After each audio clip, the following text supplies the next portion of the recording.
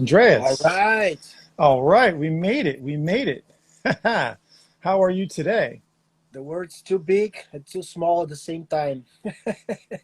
Hey, There I was want to say, confusion. I need to apologize for your audience, because we're supposed to do this interview last week, and there's a lot of confusion about time difference and stuff, and mm, which chaos was the right one. So for me, it was true. a little. But anyway, we're here, and I'm very Yeah, glad and pleased that we have this chance. Thank you. yeah, and I want to say thank you very much for joining me today on the stream. I was very much looking forward to this, and actually, I think what we should start off by saying is, um, you know, in regards to this week, we've lost an amazing guitar hero, Eddie Van Halen, and I was wondering if you had ever gotten a chance to meet him through your years of travels and things like that.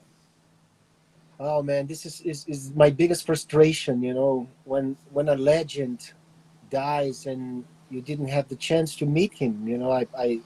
I'm from Brazil, of course, as you all know. In 1983, Van Halen came to Brazil for the first time on the Diver Down tour. They played in São Paulo, my city. I was young. My mom didn't let me go to the show. I was very pissed off. A lot of my friends did went to the show, and they had a great experience.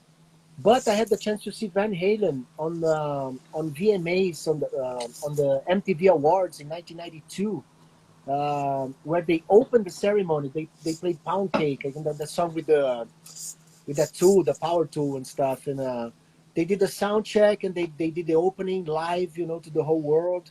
And that was fantastic, because it was my only opportunity to see and to feel and to be in the same room of Edward Van Halen, and it's something that was so shocking. We all knew he was very sick, going through a very difficult period of time of his life, and fighting against cancer and all the abuse, of course, during all these years and stuff. But Van Halen, I I realized that Van Halen was so much a part of my life that I didn't realize, so much that when something like that happens and start to remember, everything that you did and the influence of the Van Halen eruption and the way he dressed, my dream was to have the same pants Van Halen's Van Halen had, I was a pain in the ass to my mother, to try to find the same type of elements, to build those pants and stuff, and everything, all the legends about what he did with the pickups and trying to boil the strings and all those fake news that all guitar players, wanted to do, at the time, because everyone wants to be Van Halen. I remember when I decided to be a musician, to talk to my family, talk to my mom and stuff. She said, "Great, but you have to be the best. Whatever you do, you have to be the best." And I say, "How come I'm going to be the best if Edward Van Halen is already there?" you know, it was like, this is an impossible task, But I realized there's not such a thing to be the best, Of course, I have my best, you have your best, and I'm sure I am the best guitar player for some people, and that's fine. I mean, it's something that the inspiration and the motivation to be a Van Halen, it's at what every guitar player has, Otherwise, we wouldn't be doing what we're doing. Yeah, that's so true, and especially also for myself as a guitar player, he was one of my favorite. Actually, I had a guitar player on the other day, and I asked him this question. Maybe I'll ask you since you're on. And of course, this answer could vary from day to day, even. But what would be your five top guitar players that maybe influenced you as a guitar player? Yeah, of course, Van Halen was one of them, top five for sure. Randy Rhoads was a very important guitar player for me. Stevie Howe from Yes, because they have that classical element, the classical guitar, which was my first instrument actually. I started playing classical guitar or Brazilian popular music on the acoustic guitar. And when I start playing rock and metal and stuff with the electric guitar, I never left the acoustic guitar, the classical guitar. I still study classical guitar a lot till today, So Stevie Howe, Randy Rhoads were very important. Of course, Richie Blackmore had that classical element as well. Tony Iommi, because he is the inventor of everything, metal, and Brian May, maestro. So those guitar players, Ace Frehley, of course, Kiss, Paul Stanley was my biggest influence, my biggest band when I started listening to rock and Queen, Brian May. Um, but the blues, of course, a lot. I love Steve Ray Vaughan. I had the chance to see Steve Ray Vaughan, Jeff Beck opening or doing a co-headline tour in 1989, a few months before the accident. When the first time we went to the States, I went at the Spectrum, Philadelphia, man. Me and Paulo, the bass Hey, player. It was okay. amazing. It was amazing. I saw Steve Ray Vaughan live, man. And I lived in Arizona during the 90s for 10 years. So I saw Buddy Guy, I saw B.B. King, Clarence Gatemount Brown, Bo Diddley. I met all of them. It was a fantastic experience. And as a guitar player, the blues it's very important. It's the basic of what Tony Iommi or Richie Blackmore or Jimmy Page were doing.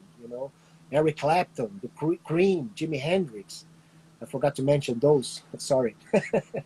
But Well, that's why the the answer blues, can vary. yeah, but so many, and the blues have that element of evil, the crossroads, siding the deal with the devil, same as Black Sabbath, blues and metal has a lot in common. Hmm. And as you mentioned, the Spectrum in Philadelphia, I'm actually here in Finland. I know you're in Brazil, but I grew up in Philadelphia. That's where I'm from. So All I'm right. familiar with the Spectrum. Yeah. And Jeff Beck is one of my favorites as well. So that was cool that you got to see that concert. That must have been amazing. Oh my Um, God, man. Yeah, it was so- a fantastic opportunity. And Jeff Beck came to the end of the show and everybody jammed and stuff. And I was so amazed by what Stevie Ray Vaughan achieved with blues. Blues were never that big, even before or after. It was the Spectrum is a pretty big place. It's an arena, for big concerts and stuff. And there you have the blues. Not even BB King or something reached that level. And Stevie Ray was something else. It was very impressive. okay. And these are the types of streams that make it very difficult for me because, of course, I'm here with Chaos TV, and I'm trying to do get as much information out of you as I can through those guys. But at the same time, I'm a guitar player, I'm a musician, and I love just talking to you about these things because this is like awesome stuff that we're talking about. But speaking of amazing guitar players, let's talk about your new single. And I would like you to maybe explain a little bit of that. Um, Tell us about the song and a little bit story behind it. Yeah. Well, thank you, first of all. And it's a song that exactly like that. I wanted to explore more of the acoustic guitar, the classical guitar. Of course, since I joined Sepultura, I always was inspired, like I said, Stevie Howe, Randy Rhoads, and have those little pieces, acoustic pieces in the middle of the chaos and distortion and everything. And I love that, that kind of um, extremes. And on the same album you have something so heavy and so powerful, and then you have that beauty, that sound, that transports you to somewhere. And Guardians of Earth had that specific objective, to use the classical guitar more connected to the group, to the band, and not only as an intro or as a solo piece. And that's how it started. It was one of the first songs that we wrote, or we wrote. We started working, for Quadra. Me and Eloy first. I told Eloy that was having this idea to open the side three of the album, because we divided the album in four, which a few different characteristics to each side. And the side three, this song Guardians of Earth was written specific to open the side three, which is more progressive, more instrumental inspired, side. And of course, yes, and Stevie Howe was a big influence on that as well. So and this song was written, starting to be built around 2 years and a half ago or 3 years ago. It was only the instrumental idea. Lyrics came later with the subject. Derek wrote the lyrics, Guardians of Earth, when we went went to the studio and did the final touches and stuff. We really chose the topics, and lyrics came a little later. But I remember talking to Eloy about really try to find a way to incorporate the drums on this piece, acoustic piece, you know, that we can start this idea of a song, you know, that we can go and build and etc. You know. And I remember saying, telling him like to have a reference like Terry Bozzio.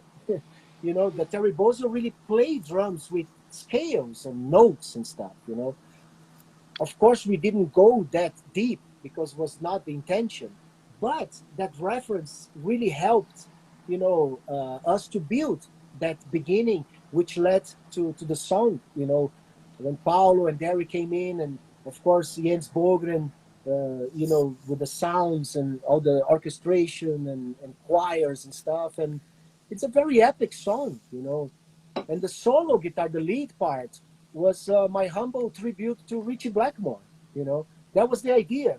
Even the drums, you know, Ian Pace. Let's do a purple part here. You know, let's celebrate the mastery and beauty of Richie Blackmore. You know, and it came out to be one of my favorite solos of my career, basically. You know, that really fits the song. It fits the vibe. You know, I think the director of the video really captured the very great momentums of the song to find the right images and stuff, you know. So it is a process of a 3 year song, you know. That song was not written in a day or in a rehearsal or something, you know. It was something that built, and everyone that was a part of the song, it's special because everyone was really involved, you know, in different parts, in different situations.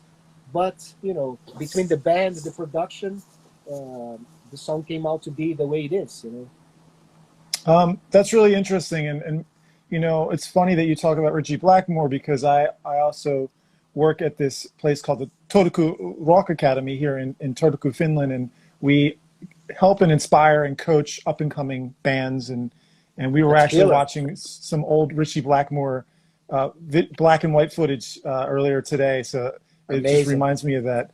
And I wanted to say that maybe you could say something to, you know, maybe some of the up and coming bands that are watching this now or might be watching this later. But when you said that it took you time to build this piece, this song, and Yeah, you didn't have to do it all in one day, because I know today everybody's so fast paced and everybody feels like exactly. they just got to get things done.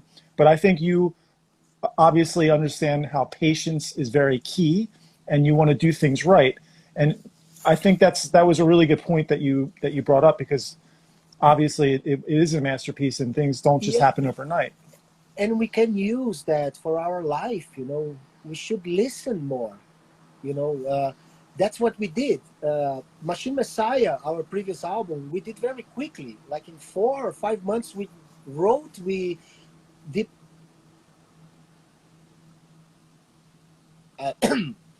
And for Quadra, I wanted to have more time, specifically for that, you know, to listen back, listen to the demos, change things, you know, do different edits, like a song about, like the song Last Time, for instance, you know, the number 3 of the album. Dude, that song is it's a Frankenstein. You know, it took months really to find different things and exploring and experimenting a lot and really listening, you know. Listen, oh, that part sucks, you know, the change. Then change, put it aside, do something else, go back to the song a few days later and listen. You're going to have a different perspective because you have a different experience in your life, you know. You're going to have that in a different perspective, a different point of view. I mean, you work in the studio, you're a musician, you know that you work the whole day to find the right tuning for the amp and everything. You leave, you sleep, next day you go to the studio and you feel different, the sound. But everything is, you know, the machine is there. But the ghost of the machine is speaking differently, you know, the spirits. And of course, your own perception of things, you know, because it changed. That's something real. That's why we live in the present. You shouldn't be too attached to numbers and dials, you know. It doesn't sound like yesterday because we are today.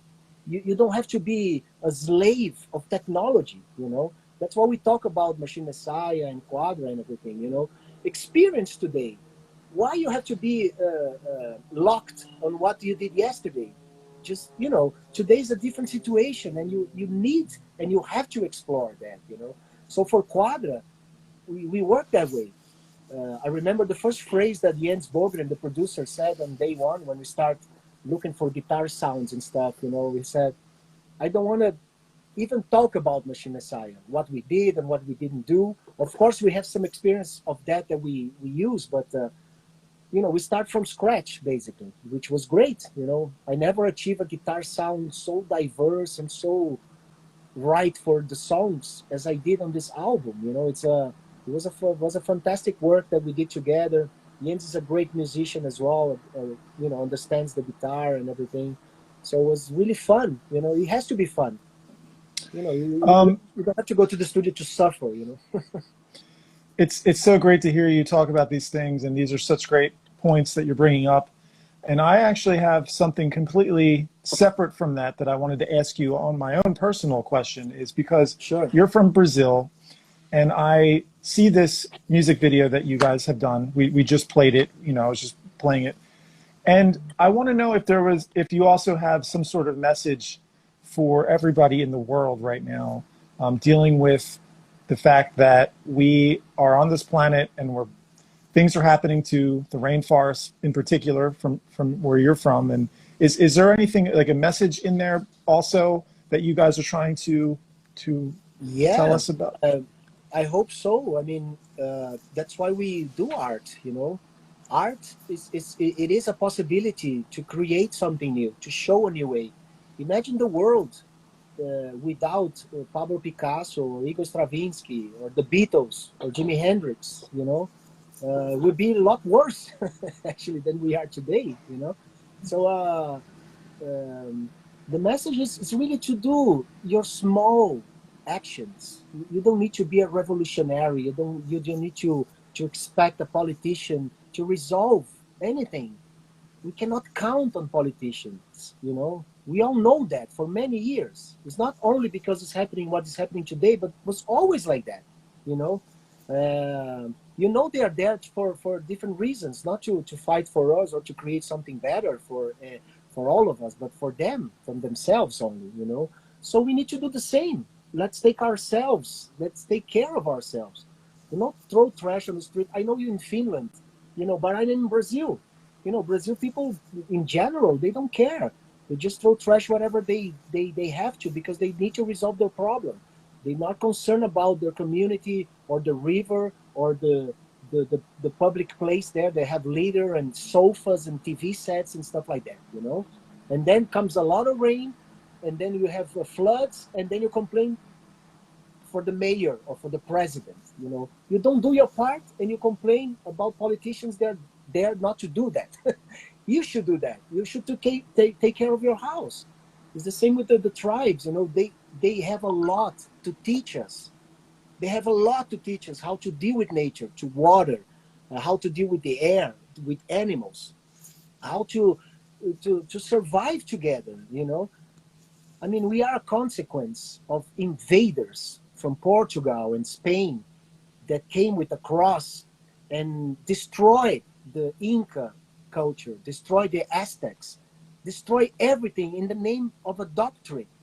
You know, uh, imagine, we now know through research and archaeology that they knew a lot about medicine. They knew a lot about the cosmos, how to deal with the stars and the seasons and agriculture, how to bring water to Machu Picchu, for instance. You know, they destroy everything in the name of the cross and the name of whatever, how crazy society should be in a certain point of view, especially in a religious way. You know, so that's the point. I mean, we should respect them. We should learn with them, you know, with the tribes, the people from the earth. We are people from the earth.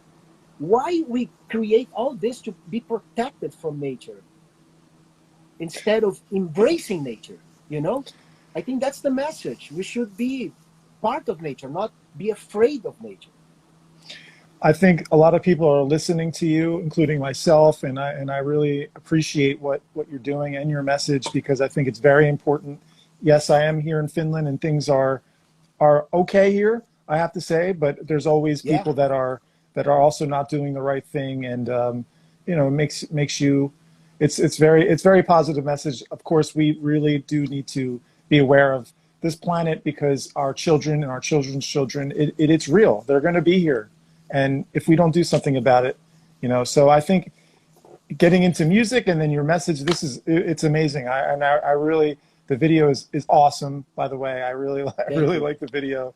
And you know, also I have we have quite a Japanese following here, and there's actually an amazing Japanese woman by the name of Hiro. She writes for the biggest online music publication in Japan, and she had a couple questions for you. If you don't mind, I can ask for Sure, you. yeah. So one of her questions is, she says, what inspired you to play the guitar? Do you remember what age you got your own guitar and the song you played for the very first time? Yeah, I mean, there are a few factors that inspired me to pick up the guitar. Um, I think, of course, when you start thinking about playing an instrument, I think actually Edward Van Halen was a drummer first, you know. Thank God he has a brother who played better. and, but that's the main dream, I think. It seems easier. You know, you pick up something and you start beating. It's not that you have to do a bar, which is the most difficult thing when you start playing guitar, you know. If you don't get to that point, you never will. You're going to give up on the instrument, you know, especially an acoustic guitar and stuff, you know, it's a process. But my grandma was the one who has a acoustic guitar. She came from Slovenia. She came to Brazil in 1949 after the Second World War. My mom was born in Slovenia, and they started a new life here in Brazil, you know, from scratch. Europe was destroyed. They had the choice to be in Austria, to stay in Austria with a relative, or to come down to Brazil, which they had another relative here. So they started a new life here, and my grandma had an acoustic guitar, which was my first instrument that I keep here in my collection with a lot of love and care, because that's where I start my first chords, you know. And so I started with that because she played like you know, a few folk songs from Slovenia, from Germany and Austria. She had a beautiful voice. I mean, she was so natural, you know. And she didn't went to a professional life because she didn't like makeup and all that stuff, you know, to prepare to go on stage. She was shy and that kind of stuff. But you know, she sang to us, to the family, and I picked up that wish, you know, basically from her, to see her doing that stuff, and I started with her acoustic guitar with a teacher that was her neighbor, and my goal in my first class, I went to the teacher. I said, my goal and my dream is to play Stairway to Heaven. Help me. I was like, That's awesome. but I love classical music and stuff. You know, I wanted really to play the finger style. I wanted to really to explore the guitar as much as I could. You know, and Stairway to Heaven for me was my biggest, you know, goal at the time, because it evolves everything. You know, the picking and the guitar, the lead and everything. You know. But of Mm. course, she started with basics, and I started with Brazilian popular music and learning the basic chords, you know, Mi major and D major and that stuff, and listening to Kiss and Queen and Iron Maiden and Def Leppard and all that stuff. The electric guitar came into my world, but I never had a teacher of electric guitar. All my teachers were like classical or acoustic guitar teachers, you know. The guitar I always picked up observing and listening, you know, like putting the cassette tapes or the vinyl back and forth, trying to learn, or even put the rotation down to try to learn an Ingrid Malmsteen lead or something, you know. It was very difficult during those days without YouTube and all that stuff, you know. But it was a great school for me, and that's where my challenges, you know, that it was great. Hilda also asked, she says that she saw the news that Rock in Rio 2021 in Rio de Janeiro is confirmed. Still 1 year to go, and she wonders how it is the live gig situation in Brazil at the moment, you know, due to the COVID and stuff. Yeah, there's no, I mean, it's only drive-in concerts. Drive-in Uh, concerts. Drive-in concerts and shows very isolated. You know, there's no band doing tours and stuff and having a system of a concert going. And of course, the whole business is working. You know, Sepultura is reorganizing all our schedule that stopped, you know, in March to 2021, you know, for festivals and the North American tour and stuff.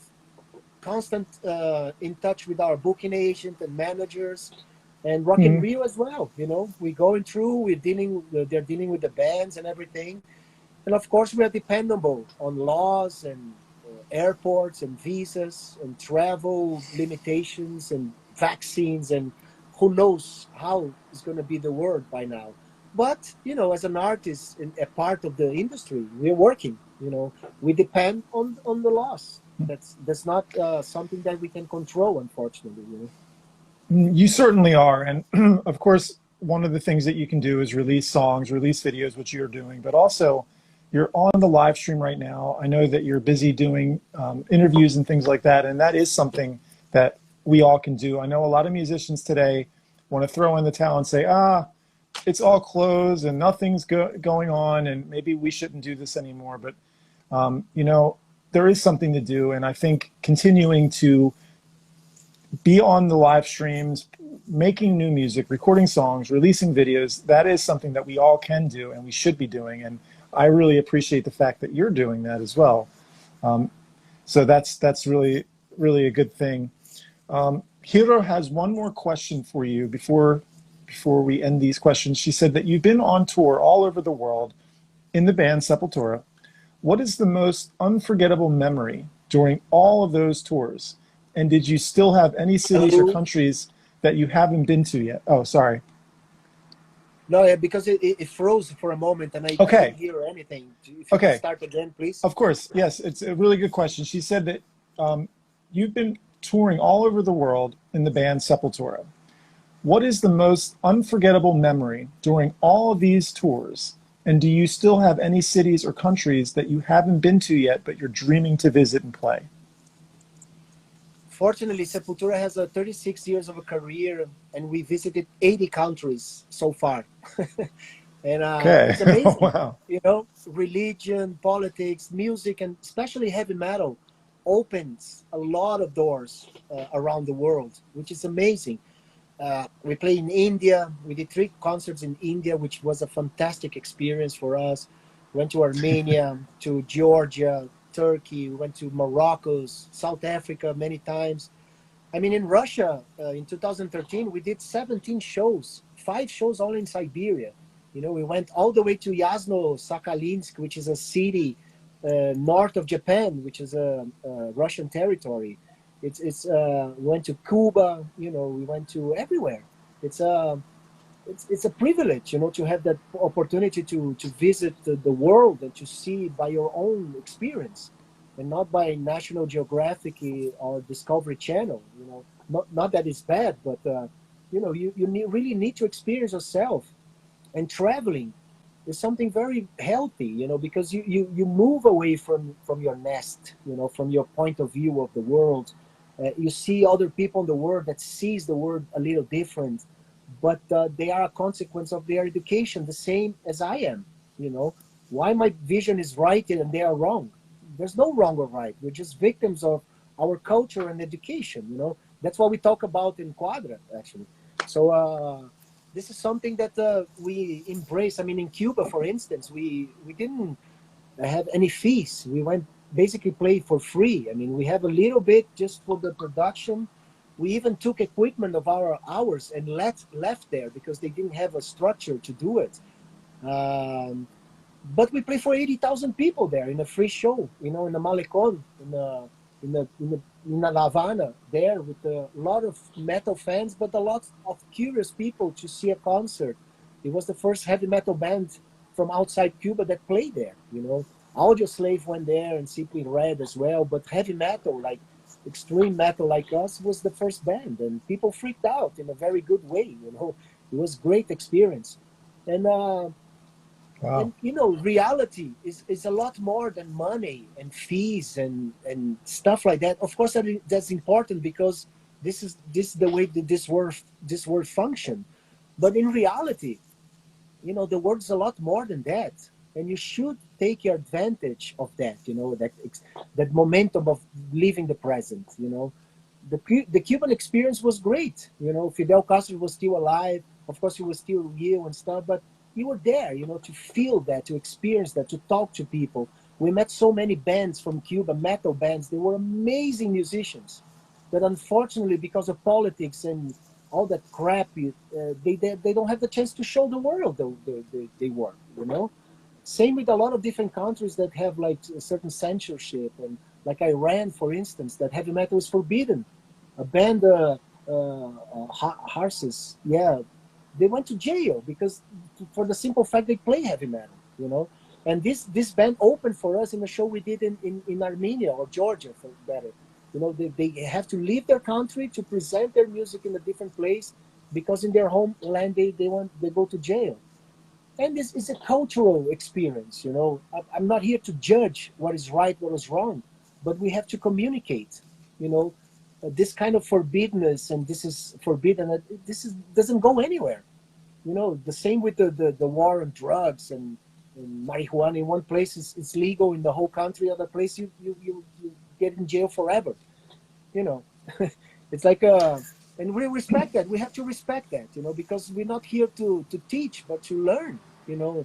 In the same way with the tribes, we have nothing to teach them, quite the opposite.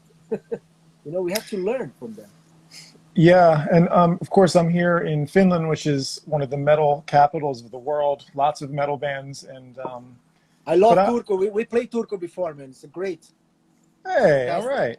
I love Turku as well. It's a great place, and of course I'm here because I have a daughter and I have another one on the way, so that's what keeps me here. And I do Congratulations, miss. man. Yeah, thank Fantastic. you. Of course, I miss Philadelphia and I miss the U.S. and everybody's going through troubled times right now, of course. But I have, and I don't want to keep you too much longer because I know we should cut the stream soon. But what's it like, in your opinion, for up and coming bands in Brazil? Like what are the difficulties for them to try to make it through the politics, or if that is a factor at all? No, I mean, politics was always a positive factor in art. You know, you see in the 80s, what would be metal without and punk without Ronald Reagan? You know, it was a big source of influence, you know, to write lyrics. Jello Biafra, you know, the Dead Kennedys and the punk scene, and even metal, of course, you know. It always was a great source, and now more than ever, you know, Trump and the Brazilian president here and stuff. We need to use art in that way, and and we have an amazing scene here in Brazil. A lot of bands. I have a radio show every Sunday together with my son. I Really? have an hour every Sunday, yeah. And Okay, that's for awesome. 8 years now, it's Huh. if you can check by online. It's radiorock.com.br. It's every Sunday at 9 p.m. Brazilian time. In Finland, will Okay. be very early in the 3 or 4 in the morning. But it's a podcast as well, so you can listen anytime. You know, so it's a great opportunity to see and feel the scene. You know, because I 80% of my the room I give on my show is for Brazilian bands. You know, for the national scene, and a lot of bands mixing a lot of different styles of music, making a lot of women, you know, as well involved in heavy metal, playing instruments and singing and writing, composing, and you know, it's great. The momentum is really fertile, you know, for art, and that's the way it should be, because art is the way of new possibilities. You know, it is the way that we can find new possibilities for society or for the world or for nature. You know, like I said, Pablo Picasso and Jimi Hendrix and, you know, Igor Stravinsky and the Beatles, they changed the world, you know. Doing what? There's small steps there, what they believe, you know. I'm going to change this musical structure here, something that nobody ever did. They all were very criticized, you know, especially Stravinsky, you know, wow, this is not music, this is not that. I mean, conventions and concepts, you know. Why do we have a song for Muhammad Ali on Quadra? Because he was the personification of freedom. I don't want to be called Cassius Clay. I don't want to be a Christian or whatever religion we imposed on me. I don't want to go to war. Why I'm going to go to war to kill somebody I never met, I never knew? Why everything is so bad and horrible is dark, and everything is clean and pure is white? You know, concepts, conventions. You know, we should ask and question ourselves why we believe in what we believe and stuff. You know, so I think freedom.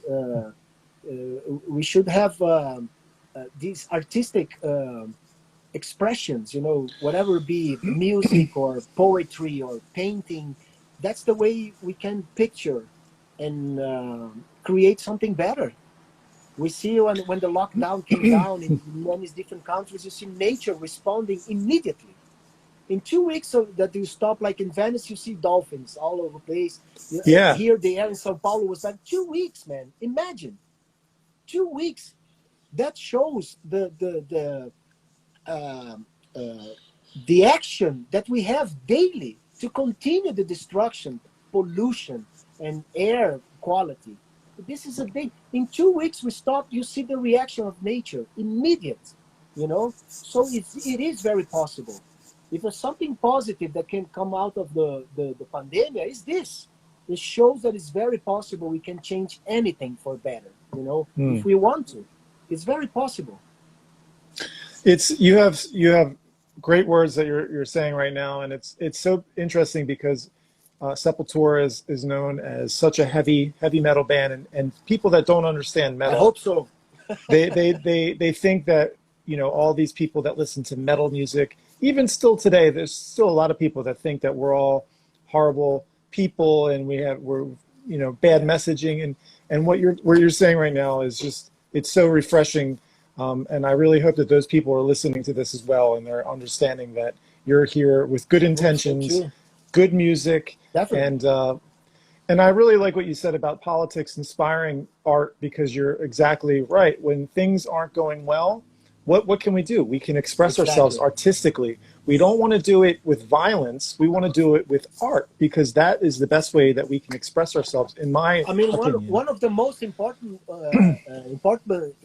movements ever. It was the kneeling down of the NFL players. You know, Copernic. That was very peaceful, very powerful, very straight to the point. You know, Mhm. what is a nation? Who's a part of this concept of this nation? You know, it's same to Brazil, same to Finland, same to everywhere, to anywhere. You know, Brazil and United States were built by immigrants and slaves. You know, and we should acknowledge that and make everybody be a part of a nation. You know, for the good and the bad. That's how we build something together. You know, so I Yeah. think art definitely has to use this power to unite people. You know, And you talked earlier in the stream about the blues, and how slavery came out with some of the most exactly. amazing music back then, because people were Real suppressed. feelings. Real. Yes. That was not music made to play on the radio or to sell or make a billionaire, some you know, industry people. It was in Yeah. a pure expression, which the blues still, you know, generally still is. You know, I think it's something that's the root of music. You know, rock and roll, blues, rock and roll as well. Rock and roll is black music. You know, Little Richard, Chuck Berry, not Elvis Presley. Elvis Presley learned with them. You know, Bill Haley and stuff. Of course, they are part of this, but not Yeah. only. You know, not only. I mean, the jazz players and stuff, jazz and bossa nova and stuff. You know, we all part of the same thing. You know, it's a ridiculous and uh, very aggressive. You know, to try to catalog people by colors. You know, oh, you have black, you have white.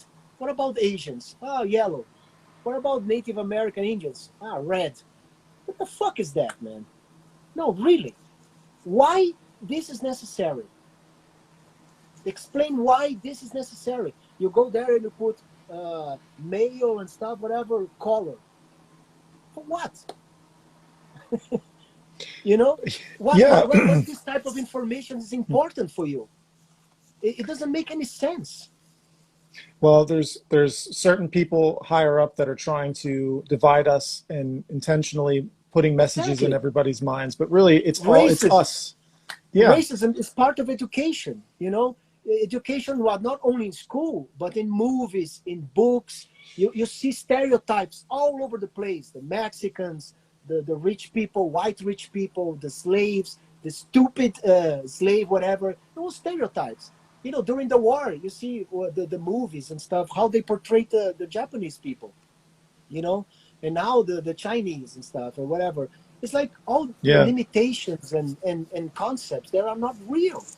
They're just teaching us the way we're supposed to treat people according to their physical differences, which is for me is insane. There's no reason or no explanation for that. You know, there's no reason really for that. It's not necessary. That's not natural. I'm very interested in your radio show. Do you ever, when you're, unfortunately, I haven't been able to listen to it. I'm going to now, of course. But do you ever talk on your radio show, or do you normally just play music, or? Yeah, I do a lot of interviews with bands, with Okay, my friends, you know, with, of course, I did. Gary Holt was a part, and Scotty Ian, and, you know, I do interviews backstage with people. I have that's awesome. the facility also to get an interview with Kerry King, for instance, without going through the label and, you know, marketing, whatever, the press people and stuff. Oh, hey, Kerry, let's talk 10 minutes for my show. Yeah, sure, let's do it. You know, Yeah, so that's fantastic, it's great. It is a point of man. view of my point of view of a musician. I'm not a radio guy. You know, I'm not a professional in radio. I respect, of course, people study to do that, you know. But I have the privilege to have this outlet, you know, that I can really talk to people backstage and show a different perspective as well, you know, of the business. A more, That's it is like friends talking, you know. It's lighter. It's better. That's amazing. And I encourage everybody that's watching that if you're interested in doing these things, even live streaming, you don't have to start a radio station. Right now is a great time to do it. And there's no competition. If you're an artist and you're True. creative and you want to talk and have people right now, we're locked inside their homes. There's no shows going on. And I think what you're doing with these radio shows and the live streaming, and this is a perfect avenue for everybody to at least explore at this moment. And I think it's Yeah, great. we have on Wednesdays too the Sepultura, you know, which we have now. We started that in April. Every Wednesday we have a new song, performance. We have guests on a live Q&A and stuff. And now we have every other Wednesday, you know. And it is also an outlet to keep in touch with the fans, to talk about our new album Quadra, and to give information as well what's going on, you know. So it's working really good for us too.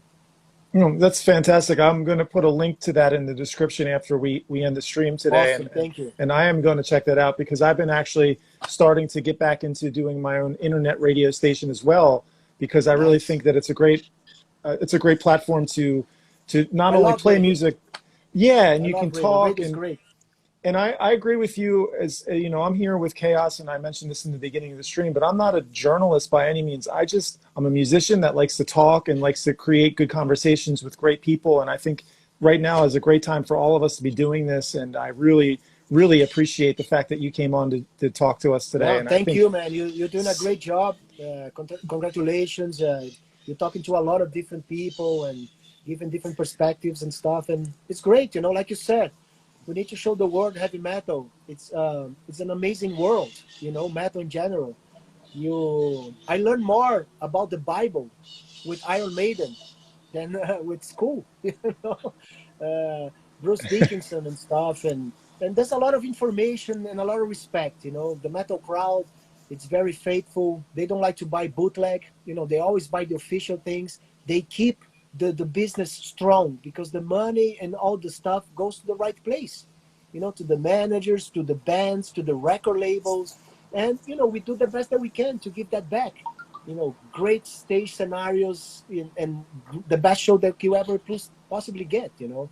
And hopefully soon we'll be back on the road to play our Quadra because, you know, I miss the stage so much. yeah, I'm sure. Wow. So is there anything that you want to say before we end the stream for anybody listening, that you have coming up in the future, or any you know, Yeah, we are what's next for you guys? reorganizing. We are organizing our calendar to next year. A lot of festivals already announced. You know, the Sepultura are involved in many festivals. We have the North American tour that we are working on it as well for next year. But we continue the Sepultura. That's where we're going to be until the point we are able to go back to the stage. We have another few projects that we are working on that hopefully soon, going to be able to share with you all. But we're busy, very busy, very creative. I think that's the time to be creative. I call the MacGyver effect, man. Let's all be MacGyvers. Let's all pick up that the little line or with ice and open a safe or something. It's very possible to do what we have in hands, to be creative. You're respectful. I think that's what art teaches you. Rhythm and harmony, to work as a group, to work as a team. Not only in a band, but with the crew, with everything. Music doesn't happen by itself. Nothing happens by itself. We are all together in this. So let's be creative. And let's use the best that we can have to create something better. That's the time. I think there's a great possibility to do that. Very, very inspiring stream, I must say, and I'm looking forward to what the future brings for you and for everybody that's watching. I know I'm also going to be working on my debut album as well during these times, because this is the time to do things, right? We got to create, we got to keep moving, and I really love streaming with different people all the time. And now that I got to meet you today, I really hope that we can establish some sort of a relationship where in the future we can do this again. Sure, and man. You never know. But you've been fantastic, man. I'm super happy to have you on, and what a great message. And so let's end the stream here. But I like to say at the end of every stream, I will see you on the next stream. Andreas, say bye-bye. Quitos. Quitos. Hey, see you later. See you, man.